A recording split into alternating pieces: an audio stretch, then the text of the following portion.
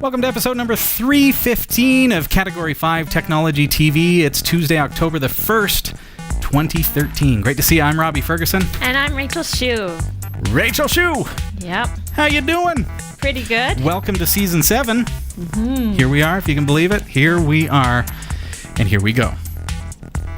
What do you got coming up? What's the stories of the day? See. So today, coming up in the Room Zoo. In the new zoo? It's been a while, guys, since I've been on. Give me a break. Okay.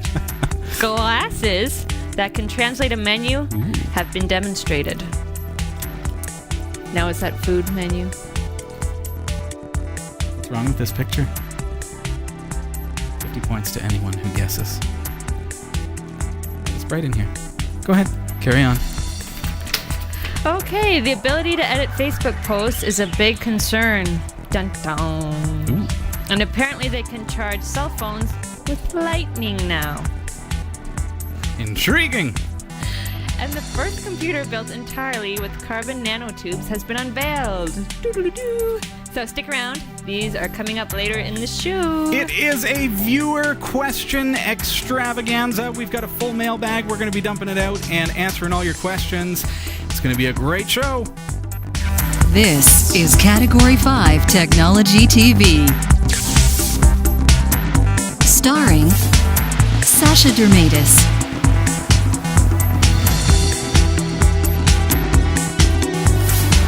Hillary Rumble,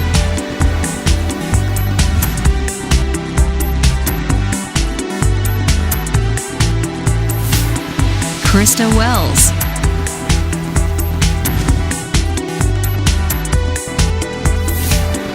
Eric Kidd,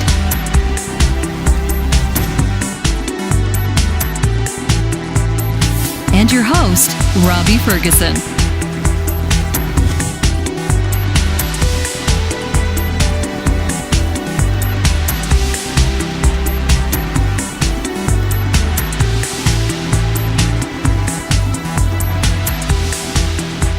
At EcoAlkalines, we believe you should be able to trust your batteries not just here, but here, and here. But with one exception, you should also be able to trust your batteries here. EcoAlkalines are the world's first and only certified carbon-neutral battery manufactured to the highest standards of recycling and quality, without any trace amounts of harmful chemicals like mercury, lead, or cadmium. EcoAlkalines provide performance that rivals leading national alkaline battery brands at a comparable price. Find out more about the EcoAlkalines difference. EcoAlkalines.com. This is Category 5 Technology TV. You can find us online at www.category5.tv. Category 5 TV is a member of the Tech Podcast Network. If it's tech, it's here, and the International Association of Internet Broadcasters. Check out our mobile website. It's m.cat5.tv. If you've got your mobile device, scan that code or just visit the site. You'll have access to live streaming video and audio, as well as on-demand video of past episodes. So check that out, m.cat5.tv. A bit of a solemn note, but I thought off the top of the show we should mention that regrettably Sasha's father passed away this morning, and as you know, she was meant to be on the show tonight. You can send your condolences to Sasha at category5.tv. Very fortunate that Rachel Shue was able to fill in at short notice tonight. Thank you for coming with us tonight. Yep. It's going to be a great show. We've got loads of viewer questions, and it is a viewer question extravaganza. If you'd like to give us a call 2545 CAT5TV. You can also send us an email live at category5.tv, or just jump into the chat room. It's Category 5 on Freenode. You know, I've got the capability to actually remote into people's computers and provide support. So if you've got a specific problem on Linux or Windows, just install TeamViewer. And if you've already got it, all you have to do is private message me in the chat room, send me your TeamViewer credentials, and along with what the problem is that you're experiencing, and I'll be happy to remote in tonight, especially since it's a viewer question extravaganza. So. Yep, it's worked for me before. There's been many times when he's had to use That's that true. for my computer. It works. Fix everything Works I've well. messed up on it. Rachel, we've known each other for how many years now? Too many. Probably 13 years. Something Lucky like that. 13. And back then, there was a game that we just loved playing. You remember.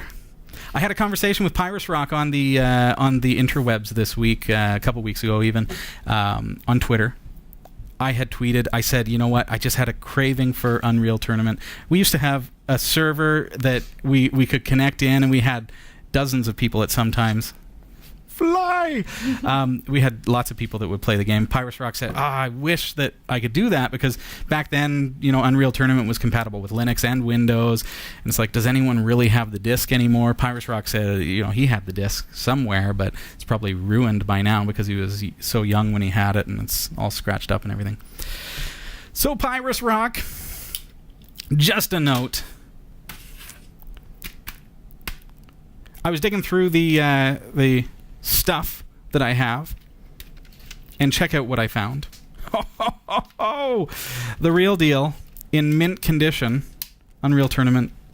This is the original release, and I don't know if you can see, but it actually has a Tux Penguin. Where is it? There it is. A Tux Penguin. It's for Linux and Windows. There you go. Best game ever. Best game ever. So I've got the disc, my man. Love to know if it's abandonware. That would be interesting.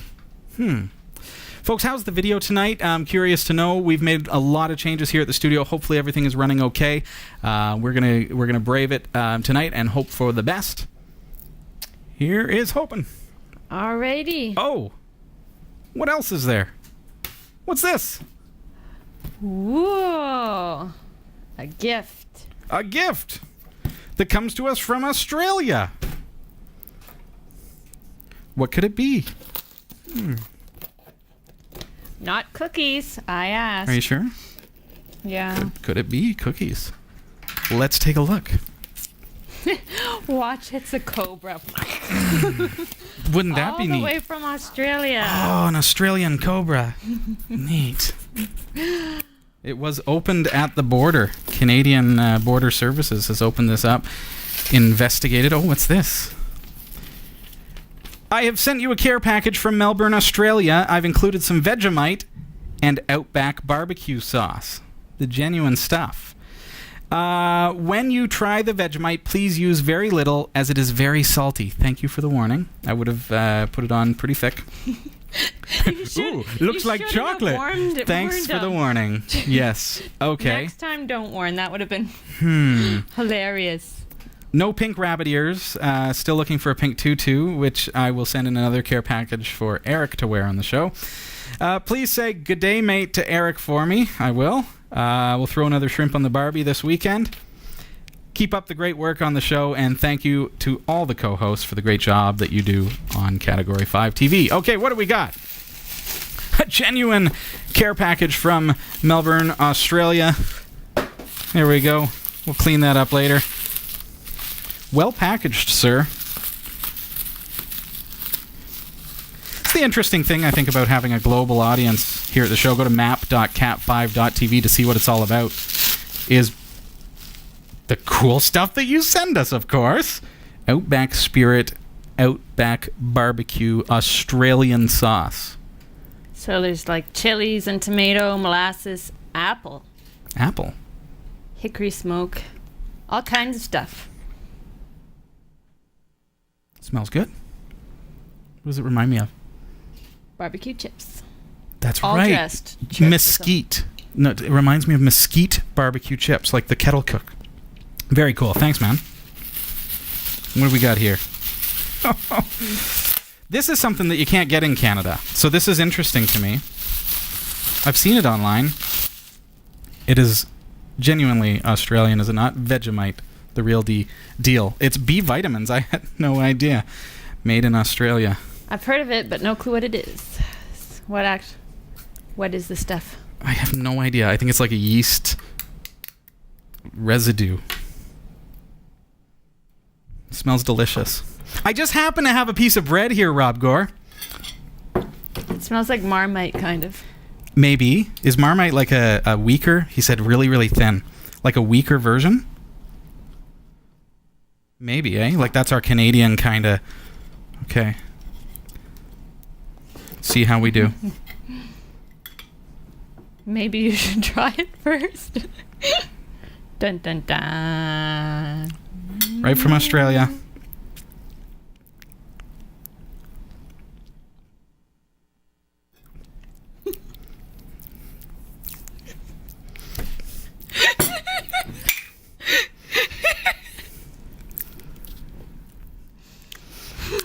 That's better. Interesting. Thanks, Rob Gore. It burns. Yeah. I gotta say, you really shouldn't have warned him to put it on thin. That would have been too great. It would have been too great. Vegemite, not my favorite thing in the world.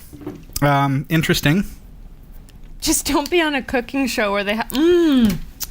The way it cleanses. Oh. All right. Well, hey, we have so many viewer questions tonight. Want to get right into them. Our transcoders are doing great. We're averaging about 8 episodes per day. So we're just motoring along. You can read all about it at baldnerd.com. That's my blog. Welcome to our newly registered viewers as well. Just before we get into the questions, you've got a list there. Maybe we can tag team on this list of new viewers. We've got Robin Warnes has joined us. I'll let you take the next one right after Robin Warnes here. Alrighty. Have you got it? No. 0x13 Lackfer 3. Nice to have you joining us. Roma Patton Nuffison. Victoria Godley. Nice to have you joining us. Shiro Senshi. Ye Old Seafarer. Ha! How'd we do? Look at that. Welcome to the show. Pro iPhone. Who else have we got? Joe Cal. Nice to have you joining us. Sorry, guys. He really, really likes that Vegemite. It was delicious. A little taste of Australia. Alrighty. I'll look up some recipes. How's that sound? Thank you also to our viewers who have sent in donations this week. We really, really appreciate it. We're working toward building Studio D. Very, very excited about the chroma key aspect and all the things that we're going to be able to do. And certainly we're getting ready, gearing up for October 15th when we actually kick off our first ever crowdfunding campaign. Very, very excited about that. So make sure you keep watching the show for details. And of course that starts on the 15th of October. Ready for some viewer questions? We'll get straight right into it, them. folks. Yeah. Alrighty, so here we have one. It says, "Hello, Robbie. Can you please go into a detail about the procedure to add the Category 5 TV channel to Roku? It was mentioned in episode 308, but I'm still not sure what steps to take. Thank you, Good Guy 98." Okay, there's a couple of different ways, Good Guy, that you can add Category 5 TV to Roku. Of course, we're on Blip TV. We're also a member of the Tech Podcast Network. So you can do a search for Tech Podcasts or Tech Podcast Network, and you're going to find their Roku channel, and that will add not just us, but all of the great shows that are a part of the Tech Podcast Network. And good news for users. Boy, that Vegemite is terrible. I'm serious.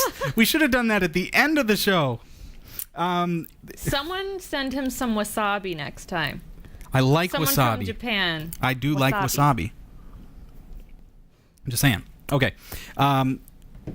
Good news. The new Roku devices are coming out, I think, in a week. Next Tuesday, actually. And when they come out, there is one that's on order for Category 5, and we're going to be developing. We already are developed the app. We just need to wait for the device so that we can go through the beta testing process, and then we're submitting it for inclusion in the channels. So Category 5 TV within the next little while, within the next little while, is going to have its own Roku channel. That's a great promo for Vegemite, isn't it? Wow. Our very own channel. It's coming. Alrighty, we have another question here. Awesome. It's from Rob Gore. It says, Hey, Rob Gore. "Hi, Robbie." He talks just like that. In that voice. Good day, mate. Hold on, a pop-up came up. All right. I have started to encrypt my backups using TrueCrypt. TrueCrypt, yeah. TrueCrypt under Linux. What I have done is create an encrypted volume on an external hard drive. Then using back in time, I am backing up my data from my NAS to the external hard drive. What I want to do is to be able to back up my sister's laptop, which is running Windows, to an encrypted volume on an external hard drive. The catch is I want to be able to back up the OS and all the data on it to the external hard drive. For this, I will need to use a bootable CD with backup software on it. Do you know of any software that will be able to back up to an encrypted drive? Thanks. I would say, first of all, the fly likes Vegemite. Just letting you know. It's true. TrueCrypt is a proprietary piece of software. And because it's proprietary, it means it will never show its way to open source software unless they sell it, because they've got to make the money back that it costs to do it. So there is an open source alternative, which is actually included in current versions of Clonezilla. So if you go to clonezilla.org, get a copy of Clonezilla, and it is actually meant to be compatible with TrueCrypt. I'm going to bring up, just get on the web here and see what I can come up with. It's called TC Play. And there's a note here from Stephen Xiao. And Stephen says, and unfortunately I don't have screen tonight, and I wish I did. That's not a good thing.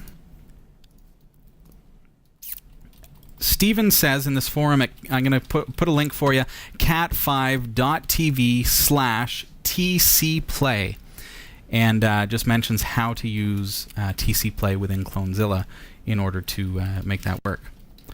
And hopefully we'll be able to get the screen up so that I can show you our display during the show tonight. So yeah, Clonezilla will do it. That's good news. More questions? All right. Thanks. I'm going to try to work on. Whoa! We're This being thing is attacked vicious. by a fly here. Yes. Alrighty. So here's a question from TN Frank. Okay, so you've converted me to Point Linux OS. All right. Loving it, but had a question about how you get the 3D multi-desktops that spin around and how you set it up so that your windows burn down when you close them. Anyway, thanks for all the great work you guys do promoting Linux. You guys rock. Cheers. Okay, well, I'm having some technical issues at the moment that are preventing me from being able to show you my display. And that kind of is a problem when it comes to showing you how to do this. Let's see if I can get it up for you, folks. I'm going to do my best. We're live tonight with a brand new system, brand new everything, so thanks for the music. It is definitely encouraging to have that. Let's see what I can come up with here, folks. Nothing there. Aw. This is live TV. Live TV, the real deal. And all the stuff that goes with it. Yes. All the potential issues. So what's new, Rachel? Not too much. No? Well, things have been good. Things have been good. Yeah. Good, good. I'm doing well. Thank you for asking. I'm just been having some computer issues as of the past, 5 minutes or so, which I'm sure that one day I'll work through. But the thing, Rachel, is that being a live broadcaster, it becomes a little bit annoying when stuff doesn't go exactly right. Is there... And what's new with you? Is there anything you can teach them without showing them? Allow me to use hand gestures. We'll just back and forth. Well, So what's new with the you? fire goes like this, and the cube goes like this. It's And pretty you go cool. up here. Yes, right up there, and I would show you if I could. It might just end up being another 40 minutes of Vegemite. Do you want another bite? Let's see what we can do. What, the Vegemite challenge? 1 teaspoon in one go. No. Like the cinnamon challenge? I went light on it, and it was a terrible experience. The barbecue sauce does smell good, though. It is. It was a wonderful offset. Absolutely. Now, does anyone out there actually like Vegemite? Who sent? That'd be the was question, it Rob right? Gore that sent Rob it? Gore did, yeah. Anybody in the chat room who actually appreciates the flavor? of Anybody Vegemite? out there? I mean, they stay in business somehow. They're Yeah. still producing the stuff. Well, we got a question mark, and that's a step in the right direction. So, GWG says he wonders what I do when I'm not co-hosting, because he has an image of you keeping his co-hosts in cold storage and defrosting them as needed, based on the sci-fi opening. Yes, right. The last time you were here was quite exciting. Last time he accidentally released Khan, but we got him back in his cryo chamber. So what do you do? I mean, you're an artist, as most of us know. You're a magnificent painter. Magnificent. Yeah, I do a lot of art. A lot of people like me to do pet portraits for them and stuff of their dogs and all kinds of things. Is there anywhere that we can go to see those things? Not right now. I don't have a website set up. All right. Wish I knew somebody who could help you with that. Yeah, I wonder who could help me with that. And Ladies and gentlemen. working on a cartoon for Halloween. Oh, yeah? Cat 5. Oh, looking forward to this. I'm not allowed to know more. So I've got the screen working here, folks. Yay! That was a little bit of small talk banter here. This is a wonderful thing about software called Telestream Wirecast, is that, if there are problems, we don't have to kill everything, and we just got to talk amongst ourselves just for a few minutes. Just make it go. Here we are. Okay, just getting our shot set back up. So Does anyone still remember what the question was? we may have to read it again. You want to go ahead and read that again as a... Okay, so it says... Sorry, folks. You converted me to Point Linux OS, loving it, but had a question about how you get the 3D multi-desktops that spin around and how you set it up so that the windows burn down when you close them. Yeah. Okay, well, hey, let me bring up my desktop.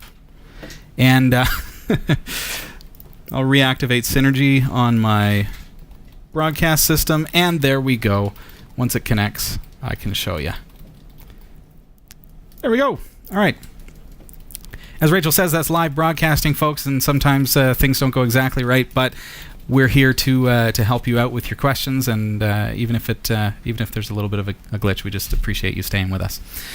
Okay, so we want to do stuff like that. We want to be able to do stuff like Expo.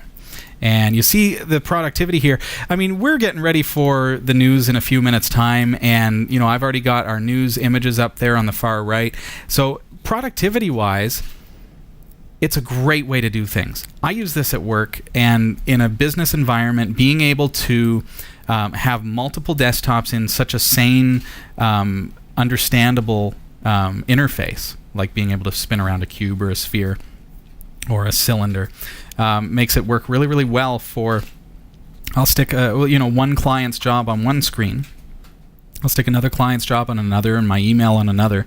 So it makes it so that I can focus on specifics, specific jobs on each screen, so that I don't end up getting cluttered with too much stuff. So in order to get those effects, it's something called Compiz, or Compiz Fusion in this case. And I did go through this. I'm going to bring up our website, Category5TV, and show you how you can find this kind of stuff. Use the search our network here at the right-hand side, and we can type Compiz Point Linux. And just let's see what the result is there. You'll see the first episode result is 290, Point Linux bringing back the classic Linux desktop, and that's a great episode to walk you through how to set up those things and how to get Point Linux running. But it also shows you how to get the 3D stuff going. But really, really quickly, you need something called Compiz Config Settings Manager, which is available in your repositories. There it is in my list, in my menu. Okay, when you bring that up, it gives you access to everything, including the ability to break your system, because now you're working with the compositor pretty deeply. So you could activate the wrong thing and break something, but it's usually pretty easy to go back, so don't be too afraid. But what you want to do is you want to do a quick filter for animate or animat which is going to give you animate and animation. So that's why we do that kind of a search. And enable those two plugins, animations and animations add-on. And you'll know from a couple episodes ago, we had the question about animations add-on. That is an extra plugin that you add that gives you extra stuff like the burn effect. You have to install the extra plugins for Compiz in order to get burn. So you go Synaptic Package Manager, and within Synaptic, do a real quick search here. It's just building my search index. Okay, Compiz and plugins extra. And there it is. Compiz Fusion plugins extra. That's what gives you burn. Okay. Once you have burn, you can configure it, which is to say, yeah, I want to include smoke, for example. Randomly colored fire, if you want to get a little bit fancy. I like to add the smoke sometimes. Sometimes for performance reasons, I leave it off, and you can affect the actual look of the fire. Then, back at animations, you're going to go up to close animation, and you change it by double-clicking on the first item, which I've currently set to burn. You can set that to whatever you like that is installed, so you can make it into, I can make it into a paper airplane and set it to a higher amount. So now when I close a window, watch what happens. It's going to actually fold up, turn into a paper airplane, and fly away. So I'm going to turn that to burn. I'm going to set it to a nice small number, and then when I close, it gives me that effect.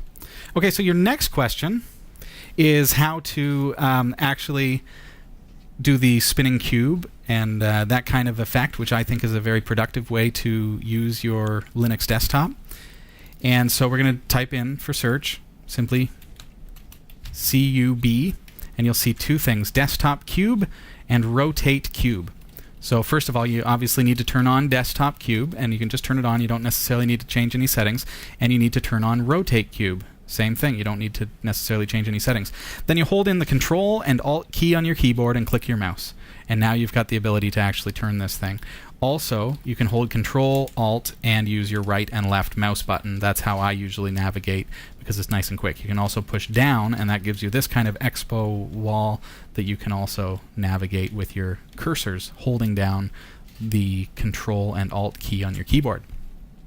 So that's all a part of that. Now, I have this spherical looking thing, so it's actually round instead of a cube, and that is, let's see, I think that's somewhere in, it's actually its own plugin, I think. Yeah, cube reflection and deformation. See that? So turn that one there. Let's see, appearance, reflection, deformation. Deformation I've changed to cylinder. And reflection I've enabled, which gives you that look of a reflection underneath it. So 3 different plugins that you'll use for Compiz: Desktop Cube, Rotate Cube, and Cube Reflection and Deformation. I also like the 3D windows, which allows the windows to actually pop out of the cylinder. See how they're kind of pulled out? If I turn that off, you'll see the difference. They stay on the surface. This actually makes it so that they kind of pop out of the screen a little bit. Cool. Thanks for the question. What's going on over there? Nothing much. All right. Alrighty. I have another question if you're ready for it. Absolutely. All right. This one is from Michael, Iowa. He says, "Hi, Robbie. Hi. Why are you talking like that, man? I have an Acer Aspire 5050 laptop. It has 2 gigabytes of RAM with an SSD that I've installed Point Linux. Runs very fast after installing it. Now it seems to slow down now. My question is, do you think that Point Linux doesn't support trim? I think I can put up to 4 gigabytes of RAM on the laptop. Do you think that might help too? Thanks." I think it should do just fine with trim and with a solid state hard drive, as long as you installed it on that hard drive, so that it didn't install the wrong kind of setup.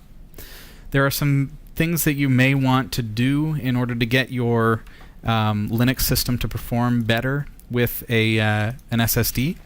Generally speaking, though, out of the box, it's going to work really, really well.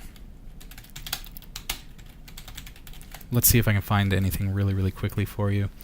You know what? A really good place to start is just your favorite search engine.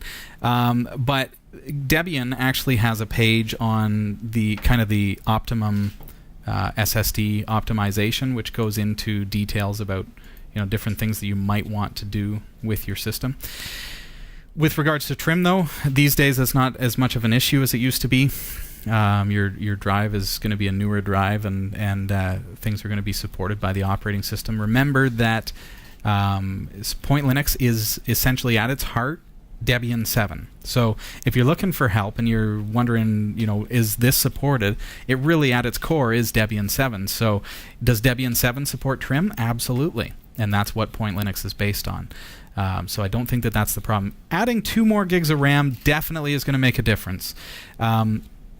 What can happen is, because you've only got 2 gigs of RAM, depending on what you're doing, I'm assuming this is not a server environment. This is a desk, it's a laptop, obviously, but you're using it for multimedia and things like that. So when you do that, it's going to use some memory, and it doesn't take long to surpass 2 gigs. And what happens then is it starts swapping to the hard drive, and now you're running a solid-state hard drive, which is super, super fast, but as you get more and more temp stuff going on and more stuff being left behind on the hard drive, then that can cause performance degradation on any system. Plus you're using a different bus than the RAM. RAM is very, very screaming fast. So I would stick a couple more gigs of RAM in there and see how it performs. Do get into there. I'll give you the link in the show notes for episode number 315, and that link is to the Debian SSD optimization. And that's all it is. Debian.org/ all caps SSDO, and then the rest of the word optimization, lowercase. So hopefully that helps point you in the right direction. Hey, it's time for the news. Are you ready? Mm-hmm. Thanks for the question. And take it away. All right. So there are now glasses that can translate a menu, and they've been demonstrated by a major Japanese mobile operator. NTT Docomo's wearable intelligent glasses can project an image of translated text over unfamiliar characters, the company said. The spectacles also allow the wearer to view and manipulate virtual images. The wearable technology was demonstrated at CTEC 2013, a consumer electronics show in Japan. Okay, well that's all fine and good and sounds kind of sci-fi, right? Kind of futuristic. By menus, does it mean food menus? Sorry. Does it mean like...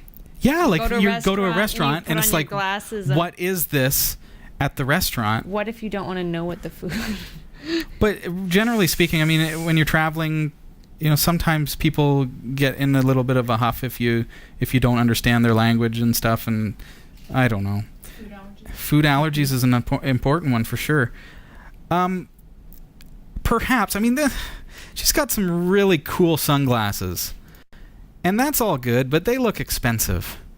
And it's a really, really neat concept. Can you imagine being able to look at something that is text in another language and visually have it turn into your language? That's like the universal translator of our day. Could it be possible? And here, is a technology that they're doing it with this pair of glasses. But I've got an app on my iPod Touch, and it's available for Android as well. It's called Word Lens. And regardless of what device you have, I want you to go check this out. And I don't know, here's just my news here. And it will actually translate that on the fly. And they've got a video on their website. I'm going to actually bring it up for you, because it is just amazing technology. But do you really need a pair of glasses for this? Because you already carry a smartphone with you, most likely, right? And certainly if you're traveling, you're going to have your smartphone.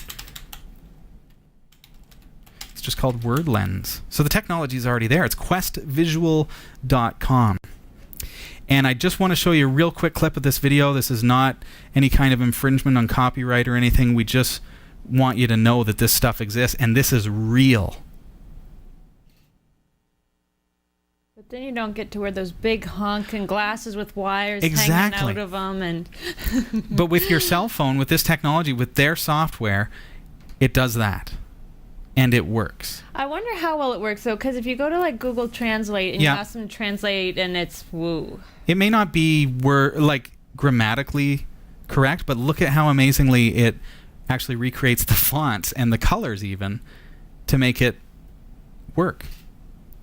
And this is actually video footage of this device or this software working from questvisual.com. Definitely check that out. But the technology exists, and if it works on your cell phone, why would you go out and buy this pair of glasses? Did they not hear of that when they introduced these glasses? Sorry, I'm just laughing at what some of the translations Oh, yes. Check that out. Okay. Alrighty. We have another story here. More news. Well, I'm going to tell one.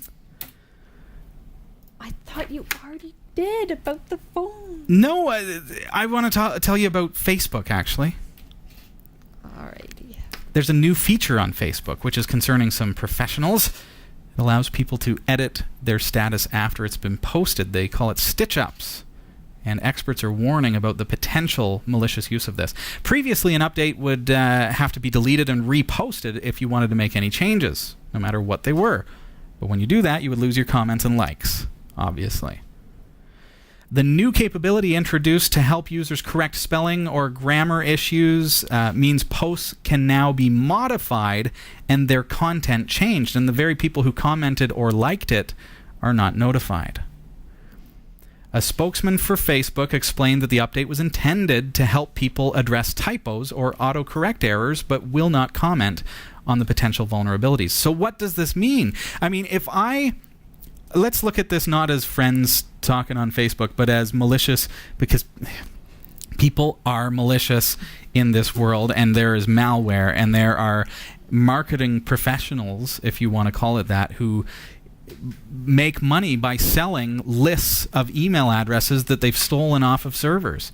So now, what is to stop? This is a genius thing that Facebook has created for malicious marketing directors. Because now, okay, I'm going to post a beautiful, cute little meme of a kitten, and it's adorable, and I'm going to post it to my mom's wall, and Mom is going to like it. Right, Mom? Right? You're going to like the things that I post. And then all of Mom's friends are going to see this kitten that she liked, and they're going to like it too, and a couple of them are going to share it, and everybody's now liking it. And all of a sudden, now this post has so many likes, and it's this cute little kitten. And then I sell that list to Viagra. And guess what? Now I can edit my kitten, and I can take away the picture, and I can put up your Viagra ad. And Mom liked it, and all of her friends liked it, and that's the kind of crazy marketing that can go on now. And it's happening. So you got to be careful what you like and whose stuff you like. And, you get these campaigns where, we'll give you a free bag of chips if you like our page. Well, then you wonder, well, why does it start showing all these advertisements on my page for this product that I've never liked? Has nothing to do with chips. It's because they sold it to somebody else. Well, Becca says it should also be noted that the edited status... The what? Becca said what? We have to put a beep on what she wrote. Okay. That the edited statuses will say edited to tip people off that they may have been greatly changed. But it could have been a grammar issue. It could have been that I misspelled the and put TEH. And so I needed to go back and edit it. Who's to say that that's not the case? Or did I take away my kitten photo and sell my ad to some bad company? Did you, Rob? I did. Did you? I did. Yeah, I never thought of that. I've used it before when I've misspelled things or whatever, but I never thought of changing my status totally. Once you get some likes, just put up a picture of a fanny. It's all the people who liked that. Well, now you've put the idea into everyone's minds who had never thought of this possible use for it. Bad people. What ideas are coming through your minds? Unbelievable. Rachel, what else have we got? Okay, so using a transformer, a team of scientists have created a lightning bolt, and Robbie has told me this isn't the transformer from the movie. I had to explain this. I actually had to explain this. She started laughing like it's the Cloud or something. She's picturing this Optimus Prime. Shooting lightning bolts in the lab. Okay. By passing 200,000 volts across a 30-centimeter air gap. They were able to harness its power and use it to charge a cell phone. Neat. So don't get in its way. Next time you need your cell phone charged, put it on a metal rod in a storm. All right, the proof of concept experiment was conducted at the University of Southampton in collaboration with Nokia. It is believed that harnessing nature in this way could provide power sources where electricity is in short supply. Neil Palmer from the University of Southampton's High Voltage Laboratory said, "This discovery proves devices can be charged with a current that passes through the air and is a huge step towards understanding a natural power like lightning and harnessing its energy." So no surprise though, Nokia is warning its users not to try this at home. Okay, so scratch what I said earlier about the metal pole and the cell phone. Scratch that. Bring it on! Charge my phone! Not how it's supposed to work, folks. That makes sense, though. If this technology could be harnessed in like a third world nation or something, where people still want to use technology, of course, it's available to them. But how do you charge it? There's been this, one laptop per child where they brought in the solar power charging and the crank charging, and so you got to sit there just to be able to surf the internet. But what if they could put up a tower or something that attracts lightning and has a base station at the bottom that you can plug your phone into and it recharges it? That'd be pretty neat. I wonder if it charges it really fast. That doesn't seem practical, though. Oh, I gotta charge my phone. Gotta go over to that tower and plug it in and wait for lightning. Yeah, but if you have no electricity where you live, then wouldn't you want to tap in to that kind of natural power? What kind of natural power am I talking about? Well, let's hear it straight from a doctor. We need a nuclear reaction to generate the 1.21 gigawatts of electricity. 1.21 gigawatts! That's a lot of power. It's a lot of power. Okay, the first computer ever that is built exclusively with carbon nanotubes has been unveiled. It opens the door to a new generation of digital devices. They call it Cedric. It's only a basic prototype, but it could be developed into a machine which is smaller, faster, and more efficient than today's silicon models. Nanotubes have long been touted as the heir to silicon's throne, but building a working computer has proven awkward. The breakthrough by Stanford University engineers is published in Nature. Cedric is the most complex carbon-based electronic system ever yet realized. And, of course, it just seems like the future is here. You think, okay, well, this is the latest and most amazing technology. It's got to be super, super fast. Carbon nanotubes. Right? Wrong. It operates on just one bit of information and is able to count as high as 32. Much like me. They've got a little ways to go. Yeah, I was waiting for like some ridiculously amazing number. 32, okay got then. a ways to go. Whew, impressive. I want that. I guess for everything Christmas. has to start somewhere, right? Just in time. Alrighty. So get the full stories at Category 5 TV Newsroom. This week, the Category 5 TV Newsroom is researched by Roy W. Nash with contributions by our community of viewers. If you have a news story you think is worthy of on-air mention, email newsroom@category5.tv. For the Category 5 TV Newsroom, I'm Rachel Shue. Thanks, Rachel. All right, we're going to jump straight back into your viewer questions because we've got lots of them tonight. This is a viewer question extravaganza. So nice to have you here. It's Category 5 Technology TV, and you'll find us online at www.category5.tv. All right, so we do have another question here from Bong Bailon. Hello. Hi, we're a church and we're trying to broadcast our worship services via Ustream. We want to try Wirecast, but we can't seem to get it working. We're using Windows 8. Should we use a lower version of Windows to make it work? Please advise. Thanks. I don't think Wirecast is compatible with Windows 8 yet. I don't think a lot is. But I think you should be running Windows 7 probably for that. Unfortunately, you don't go into any details about what the problem is. Like you say, it doesn't work, but because I don't have any details, unfortunately, I can't really go any further than that. But yes, try it on Windows 7 and see if that works better for you, because it's officially supported. Windows 8 is not. So. Give us a call, 2545 Cat5TV if I've missed you there. We've got the Cat phone here, 2545 Cat5TV. Alrighty, so this one says, here's a pic of my dual laptop set up so I can watch the show via YouTube Live full screen. Oh, a picture. And have my Pigeon Chat full screen as well. Hope it all works out tonight. Talk to you later. All right, let's pull this one up. And speaking of a picture, that reminds me, I mean, we got to be giving out viewer points here. I think that for the Vegemite and the barbecue sauce especially, we owe Rob Gore, 500 points. How's that? That's crazy. I'll do that for Rob Gore. Rob Gore also sent in an iPod for... Do?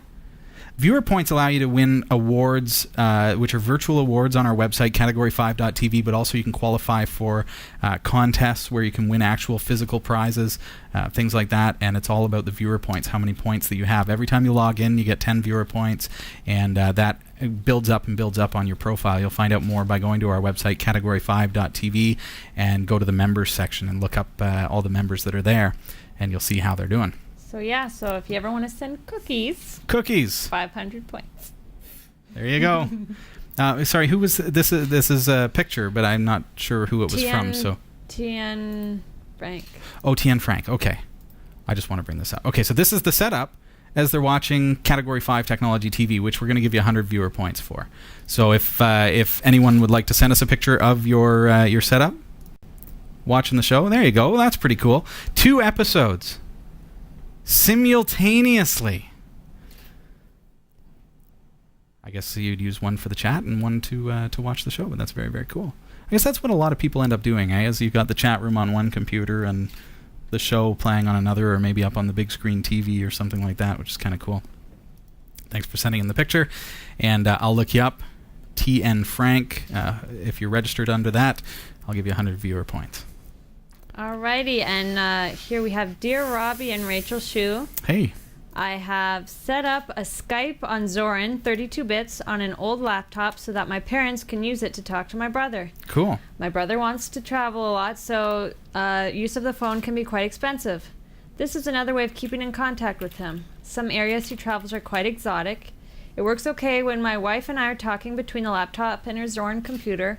However, we do not get any video, only sound only. I tested both webcams in a program called Cheese, and it gave me a picture. But using the Skype, we do not get the picture. We also tested it with my brother, and this only gave sound.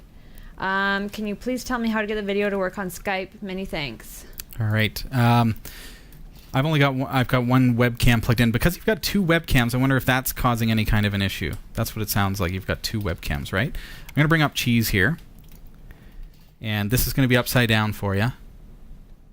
But you can see that we have a webcam running. It's just inverted. So, and there's the Vegemite. That's awesome. Put it right in the shot. There. All right. So let's bring up Skype now. And Skype is going to hopefully detect that same camera. But one of the things that I need to do, notice that right now I've got Cheese open, right? So if I open Skype, it's going to say, oh, I can't open the webcam because it's already open in Cheese, and so then it's going to fail. So it's just going to give you a black screen. So I'm going to actually close that. And once it's closed, I'm going to go Internet, Skype, and we'll see what happens here if I'm able to actually detect that webcam. Let's see if I can get into Skype.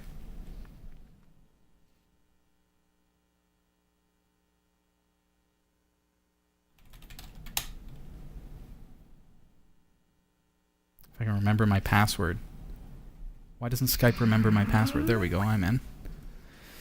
Okay, so in Skype now, I'm going to click on the S at the bottom here and go Options, and then go Video Devices. And you'll see it's now detected my webcam, and it's there because it's the only one. Let's try that experiment where I'm gonna close out of Skype. I'm going to open Cheese. But I've only got one webcam, right? So maybe that's the difference. It sounds like you've got 2 webcams. Maybe there's a problem there. You need to remove one of them. Unplug it. Just to get things up and going. Just switch over to put in my password here. Let's see what happens to Skype if Cheese is open. Because that might explain something. Okay, Options. Go to my video devices, and you see now what's happening to Skype. Even if I close Cheese, I have a black screen. right? Because Cheese was using my webcam, and it's a USB device. It's only compatible with one piece of software accessing it at any given time.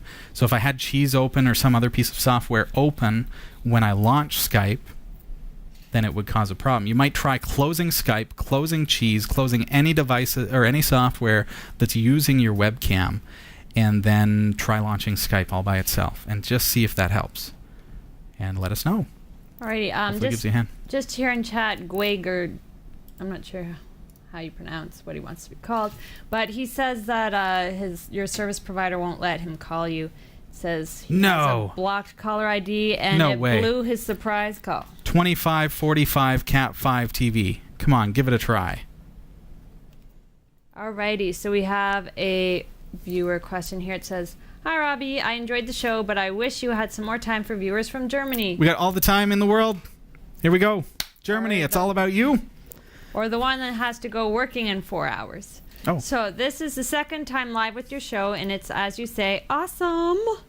First, Great. let me thank you and your team for your dedication to Linux and the people out there. You really moved something in the right direction. Now, my question that I have fits perfectly to the motto of tonight. I need a solution for a bash script that checks a folder for the latest, say, 10 files and deletes all files that are older. If there are 15 files, for example, then the 5 oldest should be deleted. I have seen some examples with the sed command, but that didn't work for me, and I didn't understand much of it. Can you do some magic out of your mind with a more or less simple solution? I need this for a backup solution that is realized with a cron job who regularly creates a tar archive on a daily basis that contains the date and the file name. There you go. And so I would say base it on the date would probably be the easiest way to do it, right? I don't know if I can think up with my magical mind anything, because the Vegemite has completely messed me up. I don't know if you noticed, but I like through the show I'm coughing a little bit, and like kind of it's still there. Drama queen. I know. had it too, and Didn't you love it? It was amazing. Go out, buy some, have a spoon. Or just, we'll mail it to you. All right. So, I'll bring up Bosch here, the Linux terminal. There we go. Watch this. Okay, we were talking about moving our cube. Control-Alt-Shift, right arrow, moves a window between desktops. So in this case, I wanted to move that over here so that it's nice and clean desktop. Okay, so I've got a folder on my desktop here with some various files. You'll notice that with these 3 images that they are from different dates. I've got one from July 30th, one from September 18th, and one from April 9th. So they're nicely spaced out, and your backup is going to do really, really well using time, using a date in order to determine when to delete it. So let's take a different approach than what you're saying. You're saying let's knock off the last 10 files. Well, instead, why don't we say, well, let's purge files that are older than 10 days, because in that case we know we've got 10 days worth of backups, because this is happening on a daily basis. So in that case, let's jump into my folder, and you see there are my files. Okay, and so what I can do is I'm going to do a quick find, and find is a great tool. I'm in the local directory, so I'm going to put a point, which is current folder, is where I'm going to search, but you could put that anywhere. You can go home/Robbie/ whatever. You can use wildcards, you can use anything at all. So I'm just going to find anything in the current folder, and I'm going to say, let's match it to how many days? M time, 5 days. So anything that is, pardon me, I need to go plus 5 days, obviously. Anything that is older than 5 days is going to be shown. There you go. So now let's say, okay, well, anything that's older than 10 days, still 3. They're all older than 10 days. Let's say 50 days. Only 2 of them. One of them is within 50 days old. So these are older files than maybe what you'll be working with. Let's say 100 days. There's one file that is older than 100 days. So if I was to say, let's keep everything that is newer than 100 days, but let's discard anything that is over 100 days, we now know find dot, which is the current folder, dash m time plus 100 means anything that is 100 days or older is going to be listed. So there it is, image 2808. So now what do we want to do? We can actually execute a command with find, and we're going to do what? We're going to, of course, go RM space, and then these, I don't know what those are called, the braces. Those are actually going to say, okay, well, we're going to loop through any output from find and output that to the RM command, and then a slash and a semicolon, and that's going to actually delete any file that is older than 100 days. And you'll see now that I run that command, there is no file that is older than 100 days. And if I bring back up my folder, which did have 3 files previously, it only has 2 files. So similarly, we know that there was 1 file. There will be 1 file remaining now that is 50 days old, because there were 2 before. Now one of them is already gone because it's older than 100 days. So we can again say, okay, find .-m time 50 days -exec rm braces, and then the slash and semicolon, and run that. And now if I do an ls-alh, there's only 1 file, and it is from September 18th, so it's a very new file. So all you need to do is just add that to your script, where it is that it's about to execute, and you'll be good to go. I think that's probably what you're looking for. Thanks very much for the question, and thanks for calling Category 5 Technology TV. Who's this? Well, I wanted to make sure that the cat phone was working. Thank you, sir. That sounds like GWG. I might have a cat-related emergency. Okay. Meow. Okay, so we've covered that that's working. But somebody suggested that I try Google Voice, because apparently Magic Jack, which I'm guessing you use to power this line, blocks any inbound calls that do not display a caller ID, and I was trying to route a different way. I love you, Magic Jack, because I don't get solicitors' calls. Okay, but unfortunately I tried to route through Skype because I don't have an international dialing plan. There you go. It does not present a caller ID. Sorry about that. Well, hey, it's good to hear from you. Thanks for calling in. Well, I am almost never available when your show is live, so I thought I would call in and make sure that your phone was working. Thanks for that. Appreciate the test. And okay. It's good to hear from you. Calling from New York, I presume? Yes, I am currently in New York. Very good. Thanks for the call. That's GWG from the chat room. Nice to have you joining us live tonight, GWG. It's been a while. GWG, of course, from the Android Buffet podcast. You might as well plug yourself while you're here. I mean, the phone's working. I should plug myself. Absolutely, the phone's working. Okay, well, let's see. I do the Android Buffet podcast on Monday night, which is generously hosted by the Category 5 streaming server. You didn't have to plug me in your plug, just so you know. Well, okay. That would be the generous part. Android Buffet, of course, is also a member of the Tech Podcast Network. It's androidbuffet.com. There are banners on Category5.tv as well. You can follow those and find out what GWG and Jer are up to. And we appreciate all you do. You're always welcome to stop by again, and you could go bring. You have what? 15 co-hosts now. You're always welcome to send one over. 36. I only have one, so I feel as if I have a lack. Right. So I'm always welcome. I'm always willing to accept extra co-hosts if you want to send one over. Very good. All right, GWG. Thanks for the call. And greetings to New York. Okay, I will go outside and yell greetings so that they feel as if you greeted them properly. Perfect. Thank you. Cheers. Goodbye. Good night. I wonder if GWG would like some Vegemite. This is Category 5 Technology TV, and we're just about out of time. I think we have literally time for a really, really quick one if somebody's got one for us, or if you want to give us a quick call. But that is all the time that we have, if you can believe it. Hope you enjoyed yourself tonight. Rachel, what do you think? Yeah, it was pretty good. Don't know if I'll be coming to a Vegemite party again anytime soon, but otherwise... This little guy just kind of took over the show. Lulu. He's just so gross. Oh, well, thanks, Rob Gore. We do love to experience the world cultures. I've gotten some interesting hot sauces shipped to us, and I love hot sauce. And so, that's never a bad thing. The barbecue sauce is quite nice. I got a hot sauce from Barbados from one of our viewers, and that's literally one of my favorite hot sauces right now, about halfway through the jar. It's pretty nice. So So, thanks everybody for tuning in to Category 5 Technology TV. Heather, thank you for being here. Thanks for joining us at home. And if you're watching this on demand through Miro Internet TV, greetings to you. Don't forget, we're going to be on Roku very, very soon. But in the meantime, install the Tech Podcast Network app, or channel, I should say, and you'll be able to watch Category 5 through that. But within the next month or so, make sure you do a search and look for Category 5 TV specifically. So, thanks for being here with us tonight, Rachel. Great being here. Welcome to Season 7, everybody. It's going to be a fun ride. We've got a lot of exciting stuff planned for you this year, and a lot of changes coming your way. We're going to work out all of the little things and get into some really, really exciting things as we grow.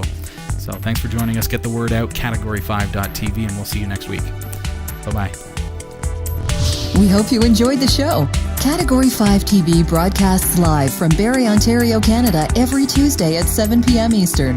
If you're watching this on demand or through cable TV, check out the local show times in your area at category5.tv and find out when you can watch live and interact in the community chat room. Category 5 is a production of Prodigy Digital Solutions and is licensed under Creative Commons Attribution 2.5 Canada. We'll see you next time. Thanks for tuning in.